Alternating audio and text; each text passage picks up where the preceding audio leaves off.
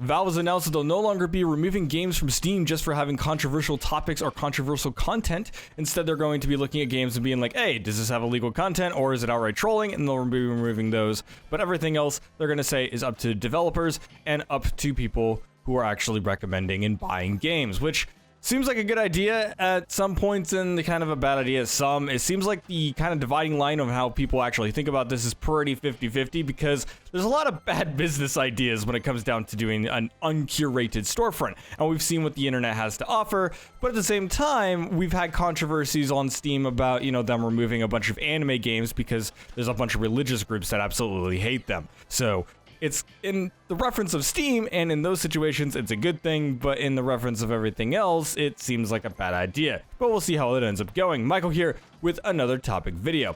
So if you don't know anything about how Steam has actually been going recently, there was another controversy about them wanting to remove some games, or rather, more specifically, certain games ended up getting reported a lot, is how I think it ended up happening. There was a list of anime games that are visual novels and some interactive ones to where it was like puzzle games and such as Honey Pop is the one most people have heard of.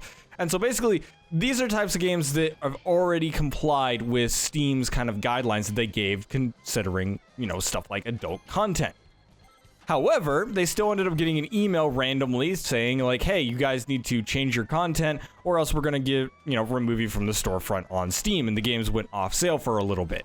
Now, Valve, obviously kind of went through that and they're like, all right, well, that was an accident. That wasn't supposed to go out. Something ended up happening. What probably ended up happening is that a bunch of people reported them, as there was some more groups and stuff like that are always kind of targeting games like this. And they were probably going through and basically reporting it. And then somebody at Valve who has conflicting views, we'll talk about that in a second, ended up seeing them and being like, oh, well, this doesn't look appropriate, and then removes it. Because let's be honest, most people are not going through and playing visual novels. They're not in the mainstream, and therefore you can't expect every single employee at Valve to understand what the market is. And so when they end up seeing these, they don't really think like, oh, hey, they don't really look at it and be like, oh, maybe they complied, maybe they didn't. Whatever, they just look at it, they see anime titties, and they're like, oh, that's inappropriate, and then they end up saying it should be removed from Steam, when other employees have said that, oh, no, it's okay. This is why Valve is kind of making this decision, and this has been a problem for a really long time, and especially for, really? Did that really just happen? It, jumped over the wall? Goddamn Sonic games, never stop being glitchy. Anyways, and this is one of the reasons why they're doing this, because this has been a problem for really long time, to where there's been a lot of controversial games or whatever, and there's been games to where, sometimes employees are like, oh yeah, this is allowed on Steam, and then other times they're like, oh no, we can't have this on Steam, that's not appropriate.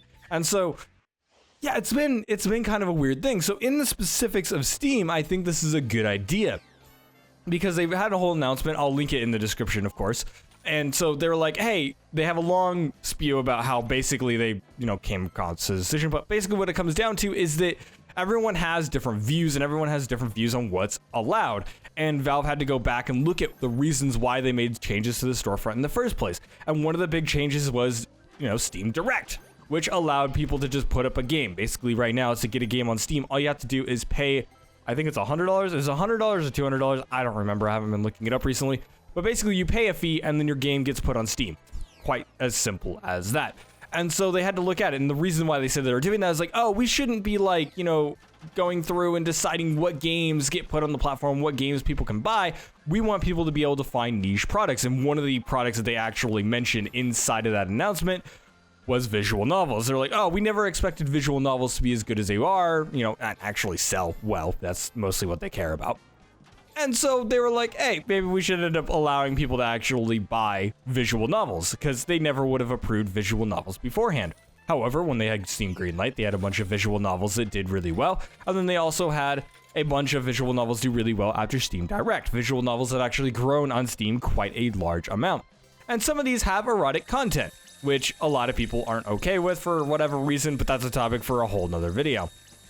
So when it comes down to it, they were like, hey, we need to actually look at that and be like, hey, we made these big changes for this reason. Why are we now contradicting ourselves with the way that we're kind of moderating our storefront?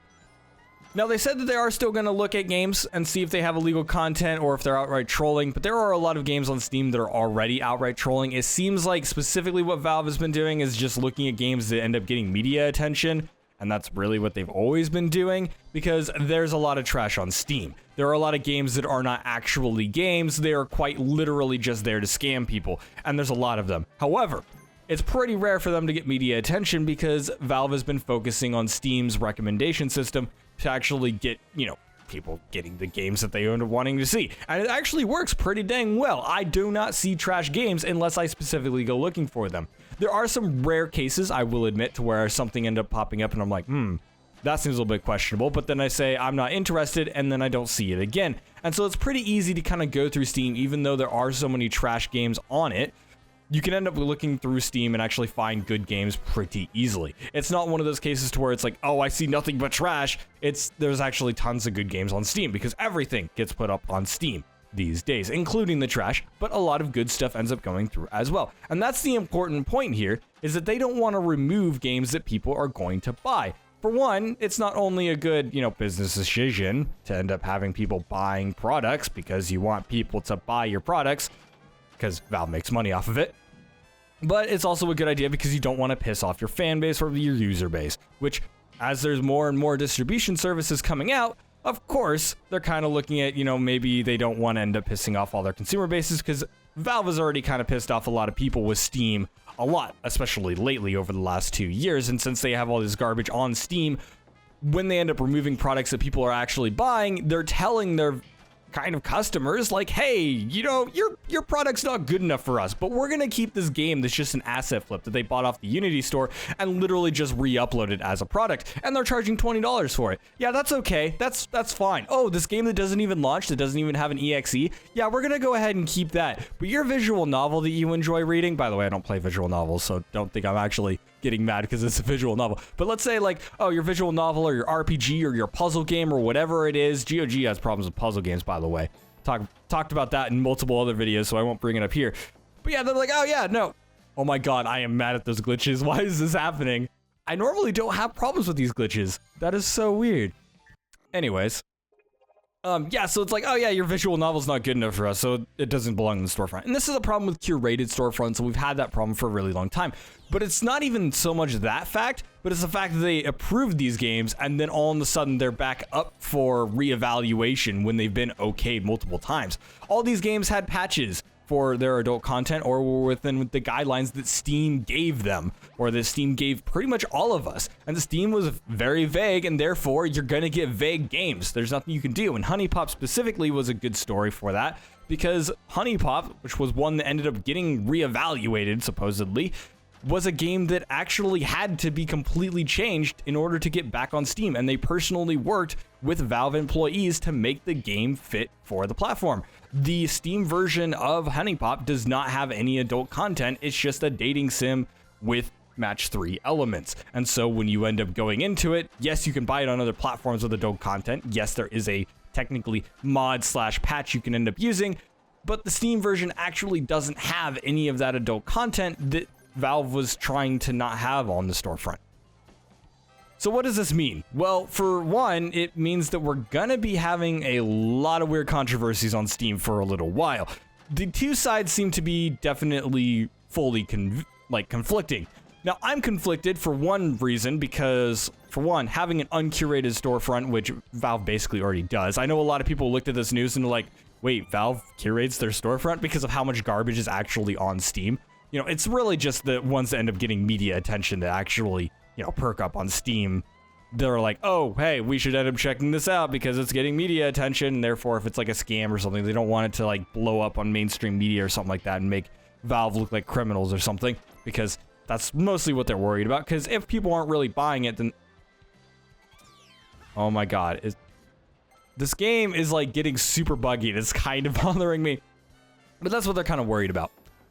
But I'm worried about it because they should have been curating the storefront to begin with. I never really agreed to them allowing everything on to Steam. I think they needed some sort of curation. I did think it was a good idea, and I still do think it's a good idea to allow anybody to upload any sort of game. And I think there are some limits that you should have onto that, however. As in, they should be testing these games and seeing if they are scams. There are certain games, such as asset flips or, obviously scams, games that don't even have EXEs, that don't even run.